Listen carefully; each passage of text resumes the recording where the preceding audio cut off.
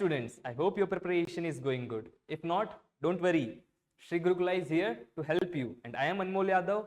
I will be your physics and mathematics mentor. I am an NEET graduate. So bring out your books. Let's make your preparation stress-free.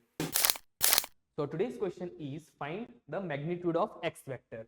So if a unit vector A is given such that a vector x vector minus a vector dot x vector plus a vector is equals to 15. So let's try to find the mod of x. So given thing is x vector minus a vector dot x vector plus a vector is equals to 15, correct? Now we will multiply.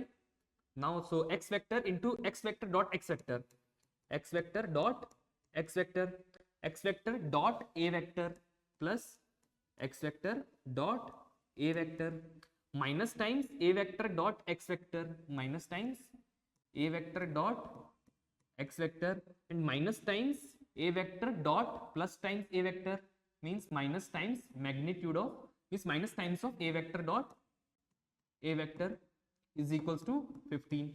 Now dot product of same vectors will be a magnitude of that vector. So this will become square of magnitude of that vector. So this will become a vector square plus x vector dot a vector, and a vector dot x vector we can again write it as x vector dot a vector, and minus times a vector dot a vector will become mod a square is equals to 15. Now this will cancel out and magnitude of x vector square will be magnitude of x vector square minus magnitude of a vector square. A is a unit vector, so magnitude of a will be 1 and 1 square will be 1 is equals to 15. So magnitude of x vector square is equals to 15 plus 1 16 means magnitude of x will be equals to 4. So our correct answer is 4. I will be back soon. Till then, keep practicing. This is Anmol Yadav from Sri Gurukula signing off.